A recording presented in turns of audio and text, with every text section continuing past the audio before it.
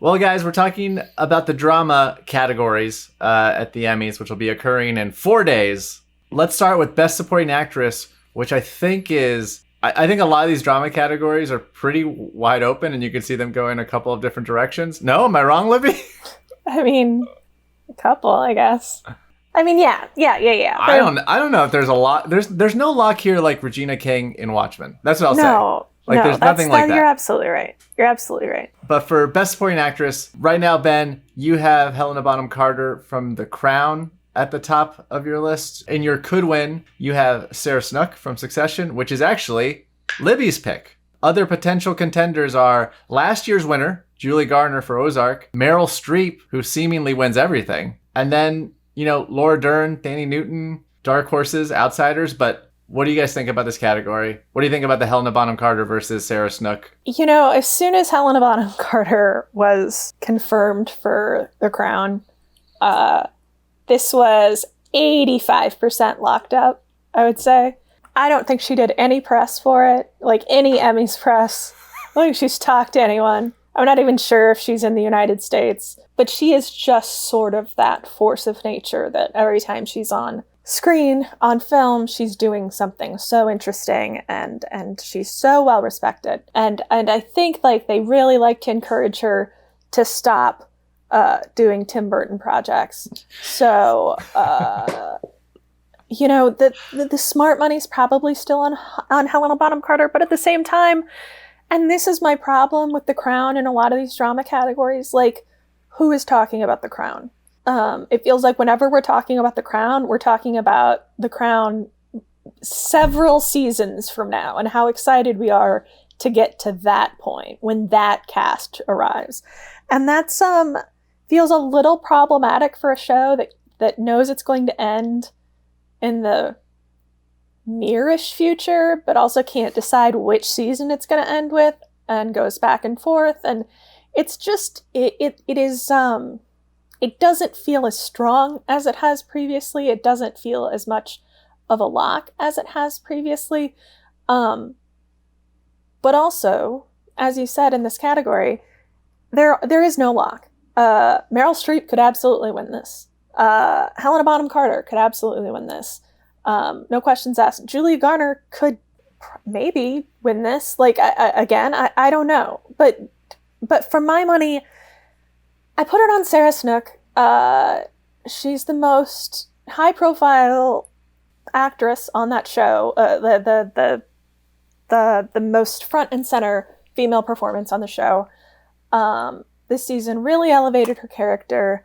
She did some great work. She's always so great with Matthew McFadden, and I just think if Succession is gonna dominate like it could at the Emmys, maybe Snook sweeps in because there isn't an obvious favorite otherwise. Ben, what are your thoughts? I think Sarah Snook has strong Julia Garner vibes from last year. I think she's the kind of person that everybody who loves that show loves on that show. So there may be a pretty strong push to see her get the win. She's also not competing against anyone else from the show, which is not something all of her castmates can say. Correct. Yeah. And I may flip-flop before, Sunday's ceremony, but I think my thinking behind Helena Bonham Carter, it's obviously motivated by everything that you said, as well as the fact that actors still like The Crown, or at least they have continuously liked The Crown. Like John Lithgow won for the first season, Claire Foy kind of came out of nowhere and won for the second season. So I kind of expect one actor to win for The Crown, and I think it'll probably be Carter. Or if there was going to be one, it would probably be Carter. And then the other thing that's still stuck in my head was the idea that she'd been blanked so often at the Golden Globes. She's 0 for something terrible at the Globes now. 0 for 9 at the Globes, which is just kind of an astonishing feat. And obviously, she didn't win. So betting on her to win here because she lost there doesn't really seem to make a lot of sense, even though she's also 0 for 4 or 0 for 3 so far at the Emmys. But I think there's very little overlap between the Hollywood Foreign Press and the Tahiti Academy membership, so I think you're probably safe in not correlating the two. Right. Part of me feels like, and this is probably mining too deep, but part of me feels like that she's got that perennial runner-up quality about her, and if the people who really do love The Crown and got it this many nominations and were that, excited about her casting and thus that excited about watching her perform, they'll want to end that at some point in some way. And this seems like the role in which they'd have a good chance to do it. So those two kind of factors of actors standing by the show and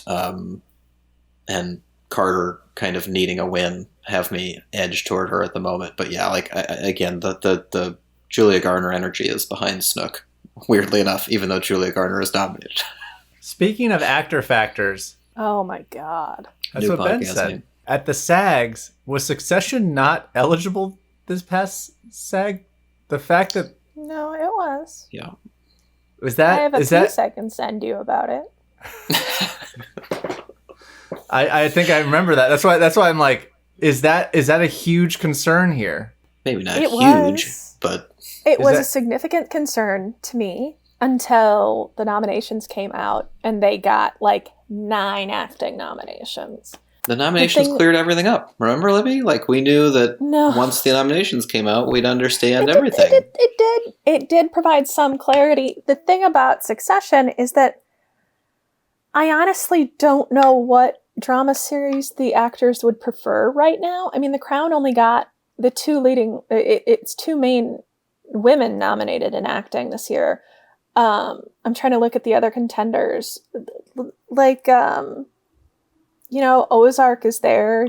Maybe Linny wins. Maybe Julia Garner wins. But I think this is a case. And as much as I've talked about comedy having the comedy field being weaker than it was last year, it's not like the drama category is super strong. I mean, I think we can all agree that limited series is really where the high power battles are going on this year.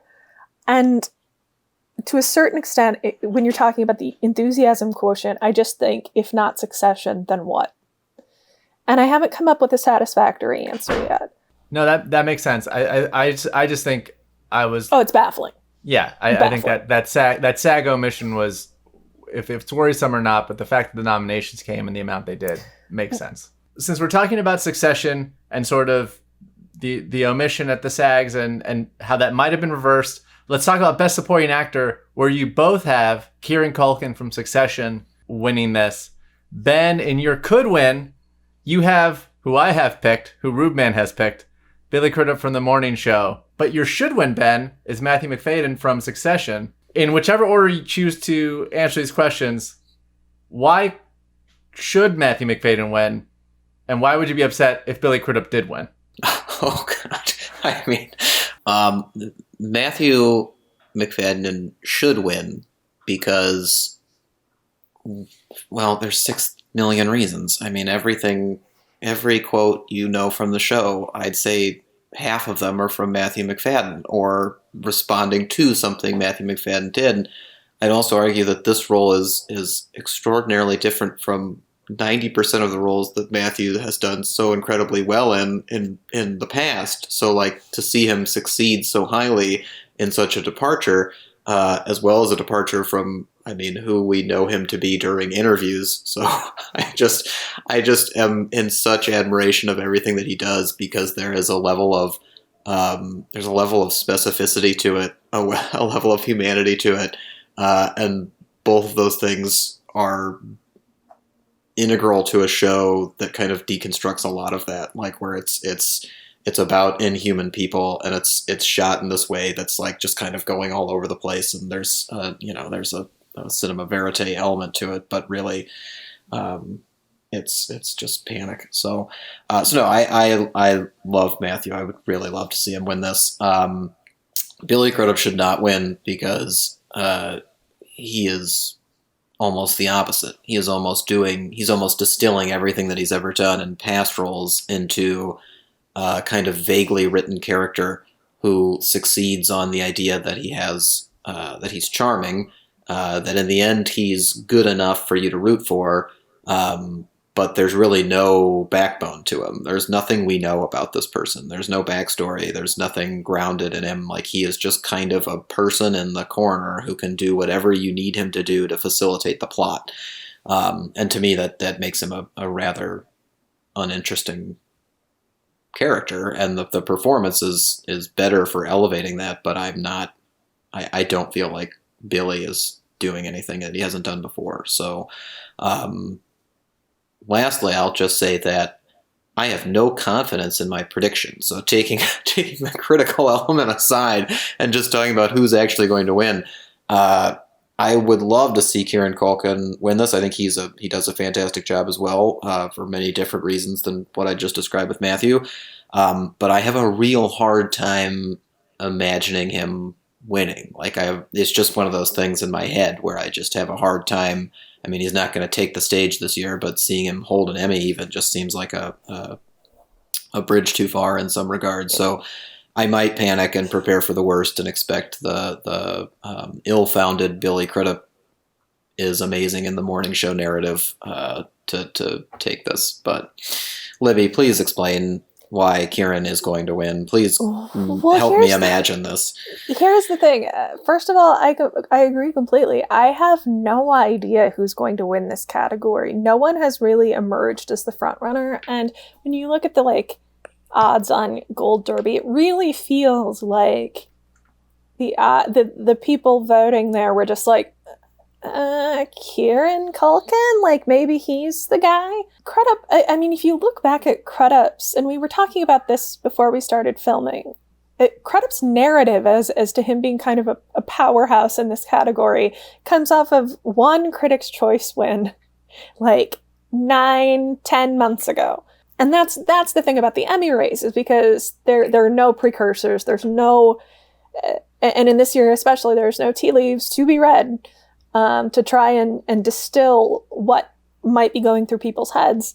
So I don't really know how they're feeling about Crudup. I do know they gave a morning show more nominations than I would have. So the actors like it as far as that goes. I completely co-sign on everything you said about Matthew. It would be such a delight to see him win. But ultimately, I think I went with Culkin because he seems like more of a known entity, and the role is showier. If you, for whatever reason, enter Succession and you aren't actually familiar with who Matthew McFadden is, then you don't know what an astonishing performance it is. If I told you, yeah, that dude played one of the best Mr. Darcys in Pride and Prejudice, you would be like, no, that's not that. That's Tom Lit. No, that's not humanly possible. But so much of it is much more subtle than Roman, getting involved with Jerry and being a little scumbag and then getting kidnapped and held hostage. That there was a lot more there, and there was a lot more, I would say, opportunities for Culkin to show kind of pathos. He had some very pure moments of vulnerability, when coming back to the boat and trying to connect with his siblings, and then they made fun of him, and just when he got hit by his dad. There are these repeated moments that I think it's just showier. I think if they're going with a Succession person, they go with Culkin, even though my heart lies with Matthew. But other than that, it feels like a very flat category. I don't know who it's going to be. Leo, what is in your Rube Man expertise? What is your feeling? Oh, well, let me say one thing though. Go. I would 110% not be surprised to see Bradley Whitford win this out of nowhere, just because they love him on that show. They love him in this role. He won last year when the rest of the show wasn't eligible. So if I'm not going to predict it, but if that out of nowhere comes up and happens, just remember, it's not a total shocker. So that's what I'll say about that. I'm picking Crudup just because I think I'm buying into what the narrative that he is going to win this, or the actors are going to pick him to win this just based on his charisma and charm. That being said, the same argument could be made kind of for Kieran Culkin winning. I think Kieran Culkin is not doing a whole lot of heavy lifting on Succession. I think he's super great in it, but there's not a whole lot that feels like Kieran Culkin. For better or for turned worse. Up to like 14. Yeah, it's definitely amplified. And I think like what you were saying, Libby, Kieran Culkin in portraying Roman is just like, that's what you think of, the rich children of these Murdoch-like monoliths, that they would have everything given to them and they would do these awful things and they would have no bones about it. Let's just say he has very like low-key Menendez brother vibes on a certain level. Like, but I mean, if I were voting with my heart, Wham's Gams all day, all night. Like I don't know how you wouldn't like. I think of him from Death at a Funeral, where he's the original Death at a Funeral, where he is the sort of straight man center of this insane thing going around him. And in Succession, in some ways, he plays the complete opposite of that. And you could argue that he might be funnier than most of the supporting actors in the comedy race. In the comedy series supporting actor race. Yeah. So easily. I think that might also be, I don't know if it's a detriment to him, that he is he is a comedic element of this dramatic show, even though it's all inherently comedic. It's very dark and comedic. For whatever it's worth, us debating which Succession actor is our favorite in this very moment is probably indicative of why there could be serious vote splitting, and then Billy Crudup wins. So yeah. I mean, you're right. But I thought vote splitting is not a real thing, Ben. I mean, I don't want it to be, Leo, but we just illustrated how it could be. So, well, let's move on to. Should we move on to another spot where there could be vote splitting and go to Best Actor? Right now, you both have Jeremy Strong in the top spot. Ben, your could win, again, is my pick, Jason Bateman for Ozark, because I think I am betting on some vote splitting here. Brian Cox won the Golden Globe, which obviously, as Libby mentioned earlier, the voting bodies are completely different, so there's not really a correlation there. What do you make of the Strong versus Cox argument here, and could someone like Bateman or Billy Porter win this? I mean, Libby's been sitting with this for much longer than I have, it feels like, so I'm going to let her speak a little bit to the Cox-Strong possible split and that conundrum. And all I'll say is Ozark's 18 nominations to me make me think that it's going to win a big one. I think at the moment I'm thinking that will be Laura Linney's award to win. But the idea that Bateman hasn't won one for acting as of yet, I don't know. He downplays it so much, and the humble route could work in his favor. But I think it's probably going to be Linney, which then brings me back to the Succession boys. And Strong just seems like he's got more to chew on. So I'm in that boat at the moment. But again, there's at least 3 people on here who are all quote-unquote favorites. I mean, I struggle with the vote splitting, but to the extent that I just don't know which Succession actor will win, even though I realize that's not actually how vote splitting works. But if you're choosing between Succession actors, I think you are choosing between, who is more likable and who is doing the most acting, and who is doing the most craft work. And I think actors have to decide what they want from a person in that situation. I will make the argument against Bateman, not because I don't like him, not because I don't think he's doing a good job. I just think that I don't know if the actors will remember that they weren't the ones that awarded him, and think that they have already awarded him and will move on to another opportunity. For me, if the Succession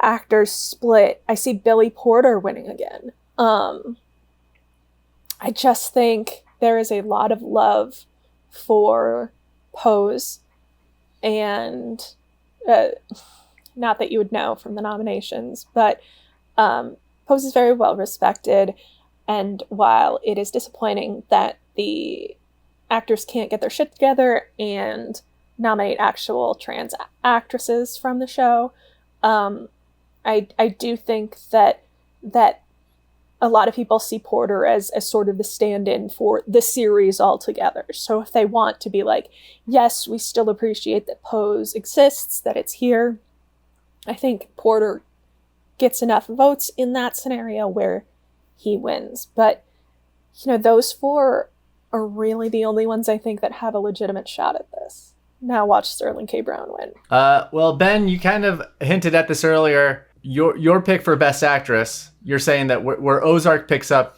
its big win would be Laura Linney. Your could wins are a trio. Jennifer Aniston from The Morning Show, who won the SAG. Olivia Colman from The Crown, who won the Golden Globe. And Libby's pick from Euphoria, Zendaya. So, Ben, defend Laura Linney winning this award. All right, great question, Leo. Let me tell you why Jennifer Aniston should win this Emmy. Jennifer Aniston is actually the amazing achievement to come out of The Morning Show, in that not only does she carry her end of the stick, far better than her fellow supporting performers, but she gets to really lean into the things that she's been doing well for a long time under the radar when people weren't paying attention. Like, they were looking at her as Friends, they were looking at her as a romantic comedy lead or co-star. But in The Morning Show, when she really got those scenes to herself to shine and to dominate and to control the screen, she earned it, and she did it convincingly, and she did it in a way where you kind of forgot everything else that was going on, which was often necessary in a show that was very, very rocky throughout. So, like, the fact that she is the lead actress this year. Like, to me, she is the one who deserves this, because she not only elevated the show, but she made it watchable. Like, she made it into something where you're like, oh, that scene that she did when she was in the boardroom in the dress, like sitting there commanding everybody, like, that was great. I want to see that scene again. And Laura Linney's been doing that all 3 seasons on Ozark, so it's really, like, I'm not going to be angry if she loses, but I would really like to see Aniston kind of get her due here, even though I don't love the show. So thank you for asking that, Leo. I know you wanted to hear, and that's all I have to say at the moment. I know intellectually that I should think that Jennifer Aniston is going to win this. She won the SAG. She, is beloved within the industry. And if not her, then there's Olivia Colman, who, quite similarly to the Helena Bonham Carter thing, I think when she was announced for The Crown, there was like a 60% lock that she would win this award. But The Crown has faded in I think people's estimations it's just not top of mind for people as much as it was. And it feels like Olivia Colman's window is closing a little bit after The Favourite and The Favourite. I don't know. Fleabag. Fleabag. Laura Linney is a fine choice. I love Laura Linney. She has never gotten her due for the show. Again, I don't know what circles I run into, but give or take a Ben, I don't run into a lot of people who are super passionate about Ozark. And so I chose Zendaya here because it's a little random. She's very young. She's very beloved. The show made a big splash. And it definitely feels like one of those where if she was able to get nominated, she absolutely could win. All right, well, let's move on to the series categories. First, let's do drama writing. Which of the Succession episodes wins this category? Is it the finale, This Is Not for Tears, or is it Hunting, most famous for the final scene? Four on the floor. Four on the floor. Hunting, Parentheses. Bore on the floor. It's the Jackie Daytona problem. Why didn't they just call the episode Bore on the Floor? It would win. That's what I'm saying. Get better with your episode titles, people. Listen, Aberfan is going to win one of these. I just don't know which. It's probably directing. I don't know, though, but I think it's going to win one. I know, but these are the two that we have to, and this is the episode that we're talking. I just don't, I don't like it. It's not a good category. Shouldn't count. I don't know. I really think it's This Is Not for Tears and Aberfan. Like, I think those are the two for both of these that we have to talk about. And Harge agrees with me. He heard Aberfan and he got really excited and came over here. Aberfan. It's like a V. Like a V. Aberfan. Aberfan. Aberfan. Welsh people are going to be upset with you. Like, they already are. It's been years. But yeah, I don't know. I like instinctually, because Succession won writing last year when it wasn't really supposed to, and because directing had kind of a big surprise with Jason Bateman for Ozark, I'm kind of leaning more in that similar direction where I don't expect The Crown to win series. I don't expect it to do incredibly well, but another directing win 2 years after its pilot one seems like it could still happen. That being said, if we're in like a full-on Succession love fest, maybe not a sweep, but if we're in like Succession zone, then it could take both writing and directing. So I think I'm kind of in the split zone right now where I'll go Aberfan for directing and This Is Not for Tears for writing. So the problem right now is that, for one thing, the DGAs give us no help here. And something I often talk about is the problem with the winter awards season is that it does not match with the Emmy calendar. So you're getting different years competing against different things. So, for example, like with the DGA winners, you were seeing things like Chernobyl was winning for miniseries, while Watchmen was winning for drama series, which it is now not a drama series. It's a limited series, so now the DGAs have given us no indication as to what their preference would be in this particular field. So that's no help. What we do know from the WGA is that This Is Not for Tears won. So that's my pick in writing. It's not hard and fast. Like, it's entirely possible that The Crown comes in and picks it up because that's an outstanding episode and they probably want to give it something. But for me, it just feels like Succession's year, and I'm not going to be surprised if it takes both writing and directing for that finale, because so much of the time, and we see this a lot, it's often about the note that a show will leave you on. I think so much of Succession season 2 comes down to how incredible the last 5 minutes of the season are, because it sends you out, and the taste in your mouth is fantastic. It's like you can't get enough of it. You're ravenous for season 3. You want more. And I just think that when people think about the series, when people think about this season, like, that's what they're going to remember. So when they see that on a ballot, they're going to go for it.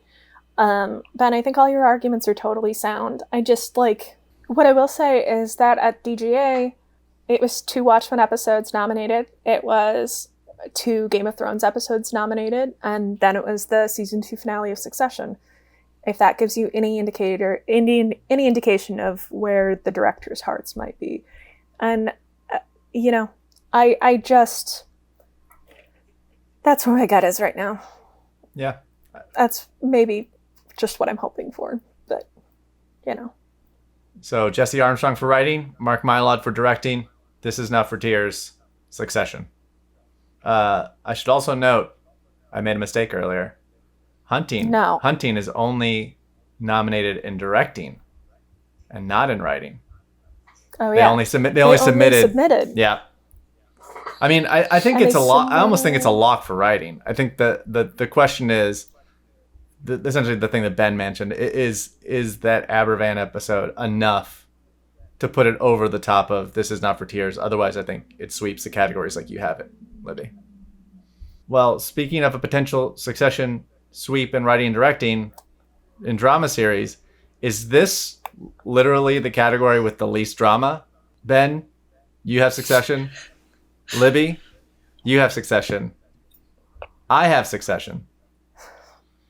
The only could win you have on your doc, Ben, is Game of Thrones. No, it feels like a joke.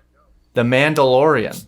That's totally that. I mean, that I totally get it. Would lose absolutely get my mind. Me too, buddy. How is this not Succession? It's an interesting way to phrase the question. I would say it's not Succession if and only if the actors aren't as passionate as they seem. The acting body, like Libby mentioned, giving that many nominations to that many performers for Succession really seems to help secure a fandom around the show, that even if the actors individually don't win, whether it's because of vote splitting or just because of competition, then the series itself should be very, very strong. That being said, if they really just kind of liked the show or liked the performers or liked it well enough, I have a hard time seeing Ozark winning. It just doesn't, it's that same kind of mental block, even though it has 18 nominations tied with Succession, so they should technically be on an even playing field. I just have a hard time imagining it being the one show that is crowned best drama series. And to me, that's because when we look at last year's race, when we look at many of the races over the last 4 to 5 years, one of the most important factors is just how well something has been seen. And The Mandalorian, by all accounts, was a massive hit.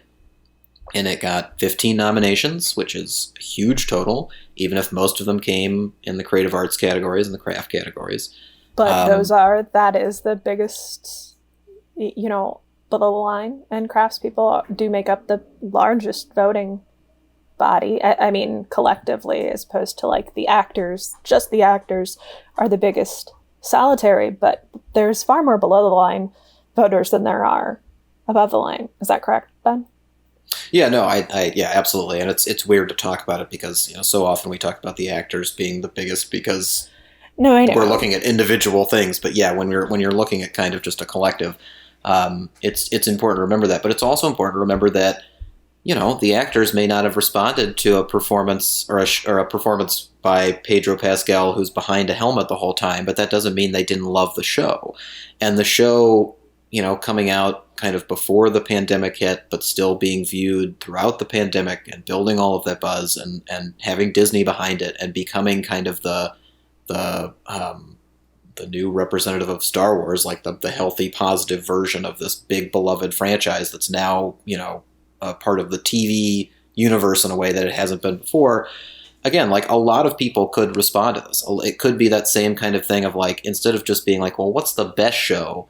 It's more about, well, what's the show that kind of defined the last year of TV? And if they look at it as just kind of the one that, the culture responded to, then it's going to be The Mandalorian. And honestly, that's how I always felt about Game of Thrones. It always felt to me like, we're not actually saying this is the best show on TV. We're just saying that this is the show that everybody talked about. Like, this is the one that you had to watch.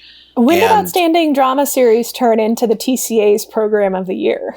I mean, it's a great question, but I would argue that it happened pretty much the first year Game of Thrones won. 2015. Mm-hmm. Okay, I think before... Well, Handmaid's Tale snuck in there in 2016. But that was when Game of Thrones was off. Game of Thrones was off, yeah. And then before that, you have Breaking Bad, Homeland, and then 4 straight years of Mad Men. And all of those had Mad Men doesn't have the kind of viewership that that we presume The Mandalorian has or that we know Game of Thrones had. But it still had that same kind of, this is the show that the zeitgeist has decided is important. Lost season 1, 24, season 5, 1 in 2006. The 5th season of 24 beat The Sopranos, The West Wing, House, and Grey's Anatomy. There's definitely some interesting picks. But anyway, the long and short of it is basically, I cannot count out The Mandalorian until the Creative Arts kind of starts doing their thing. And if it starts raking in wins at the Creative Arts and starts toppling Succession, then maybe. So that's my argument for could win. but I still am picking Succession. Thank you. That is terrifying. I'm not going to sleep tonight. Number one, Ben, that was a very disturbingly convincing Mandalorian argument. Number two, Ben, I have a question for you, and then I want Leo to talk at length about this. But what happens if Disney Plus wins a series award before Netflix?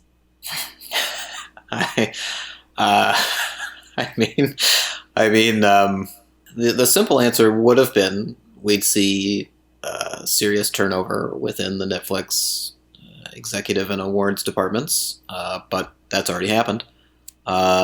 So Maybe the writing's on the wall. Right. What do they know? We don't. I think that what we'd continue to see, and it wouldn't really be credited toward this, but we'd just continue to see more streamers following a similar model of we need the next Game of Thrones. Like, we need the popular show. We need, it's like the popular show is not only going to be popular, which is the main goal to begin with, but it could also win awards. And if The Mandalorian becomes that show where it was just kind of this, almost like a kid's show with a huge budget, and it becomes an Emmy juggernaut, then people are going to be like, oh, okay, well, let's just stop worrying about the prestige TV. Let's start giving into the escapism, fun, good stuff that we know we can make anyway. Well, congratulations to Prime TV's Lord of the Rings. Oh, exactly. Yeah. No, there'll be a lot of anticipation for that. They should have sunk some more money into The Witcher. That's the one. That'll be Netflix's big push next year. It'll be Witcher Season 2. So, but no, I think there will just be a lot of anger, but also kind of a continued fawning over our new overlords, where everybody's already kind of committed to Disney Plus being the model of streaming success and the one that really figured it out and did it right amidst all the new streaming contenders that have launched. But then on top of that, they'll be the awards magnet. They'll be the one who figured it out. And also they'll be extremely happy because unlike with their movies, unlike with the Avengers and Star Wars films, they figured out how to get those franchises the respect they deserve, quote unquote, through TV. So finally, populism will have a platform. Exactly. Leo. Yeah, I'm sure. I know you have a lot of things to say. I mean, I'm just looking forward to Falcon and the Winter Soldier winning this award in 2 years, and then that way both the Star Wars universe and the Marvel universe have earned an Emmy. Yeah, Ben, I will say I hate when I don't correlate a thought I had on a different category to, because literally my thinking on Marvelous Mrs. Maisel is it's a wider group of people voting. Schitt's Creek feels like an actor's, these are all the actors voting for all their actor buds. And once you get all the cast people involved, they're gonna be like, well, Maisel's a better made show. We're gonna vote for Maisel, and that's why I have Maisel winning that category. The same could be literally the argument you're laying out is that's what's gonna happen with drama if the actors don't sort of force Succession's hand. They have to vote en masse for Succession in order for it to win. And if there's any sort of deviation from that, if they're voting in equal parts for Succession, Ozark, The Crown, and some people are voting for The Mandalorian, the rest of the voting block could push The Mandalorian over the top. You guys, I was planning on sleeping